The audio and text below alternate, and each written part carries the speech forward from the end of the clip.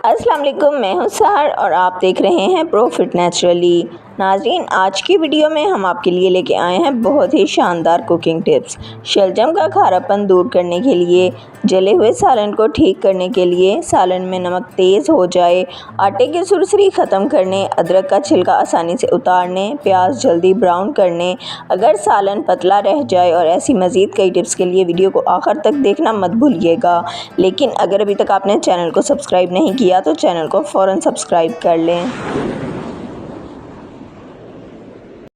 शलजम का खारापन ख़त्म करने के लिए, अगर आप शलजम का खारापन ख़त्म करना चाहते हैं तो शलजम छीलकर इन्हें छोटे छोटे टुकड़ों में काट लें। अब इन्हें नमक मिले पानी में भिगो कर रख दें। 20 से 25 मिनट के बाद इन्हें पकाएं। शलजम का खारापन दूर हो जाएगा। नंबर 2, शलजम का खारापन ख़त्म करने के लिए शलजम पकाते हुए इसमें 1 चम्मच चीनी या गुड़ डाल दें। इससे शलजम के सालन का कड़वापन ख़त्म हो जाएगा। शलजम जल्दी गलाने के लिए, अक्सर शलजम पकाते हुए ये आसानी से गलते नहीं हैं और पकने के बाद भी अच्छे तरीके से घुलते नहीं हैं, जिससे सालन का जायका अच्छा नहीं बनता। अगर आप शलजम आसानी से कम टाइम में गलाना चाहते हैं तो इन्हें छील कर गोल गोल कतलों में काट लें। इस तरीके से ये बहुत कम वक्त में गल जाते हैं और सालन का जायका भी लजीज बनता है। जले हुए सालन को ठीक करने के लिए, अगर सालन पकाते हुए जल जाए और इसमें बू पैदा हो जाए तो इसे ठीक करने के लिए फ़ौरन चूल्हा बंद कर दें। अब सालन को ऊपर से निकाल लें और दूसरी देगची में डालकर इसमें आधा कप दूध डालें और अच्छे तरीके से भून लें। सालन ठीक हो जाएगा और बू भी ख़त्म हो जाएगी। आटे में सुरसरी पैदा हो जाए तो, आटा अगर ज़्यादा अरसे तक पड़ा रहे तो इसमें सुरसरी पैदा हो जाती है। अगर आप आटे को सुरसरी से महफूज रखना चाहते हैं तो आटे में नमक मिक्स करके रखें।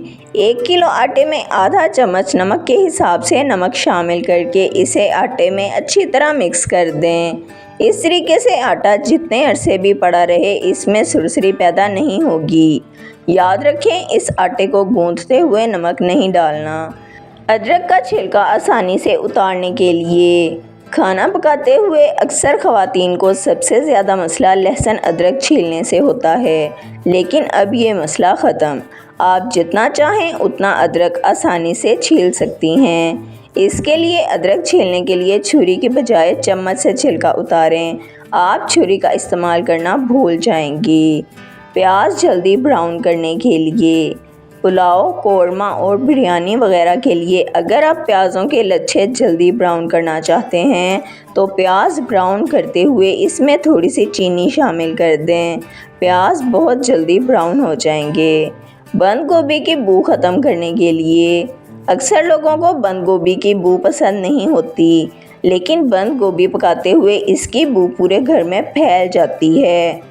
इस बू को ख़त्म करने के लिए बंद गोभी पकाते हुए पैन में रोटी का एक टुकड़ा भी रख दें। इससे बू पूरे घर में नहीं फैलेगी।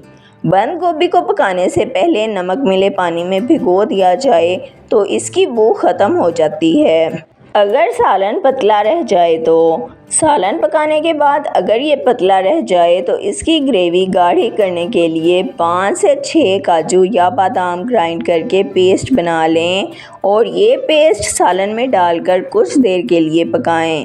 ग्रेवी गाढ़ी हो जाएगी। सालन में नमक तेज़ हो जाए तो, अगर सालन में नमक तेज़ हो जाए तो इसे कम करने के लिए 1 आलू छीलकर इसके 2 टुकड़े कर लें। अब इसे सालन में 5 मिनट तक रखें। आलू सालन का तमाम इजाफी नमक जज़्ब कर लेगा। वीडियो पसंद आई है तो वीडियो को लाइक, शेयर और सब्सक्राइब कर दें। बेल आइकन को दबा दें ताकि आपको हमारी आने वाली तमाम वीडियोस का नोटिफिकेशन सबसे पहले मिलता रहे। वीडियो को अपने फ्रेंड्स और फैमिली के साथ ज़रूर शेयर करें ताकि वो भी इन कीमती टोटकों से फ़ायदा उठा सकें। अगर आप भी किसी मसले का हल जानना या बताना चाहते हैं तो कमेंट सेक्शन में लिख दें। अपना ख्याल रखिएगा। हमें इजाज़त दीजिए। अल्लाह हाफ़िज़।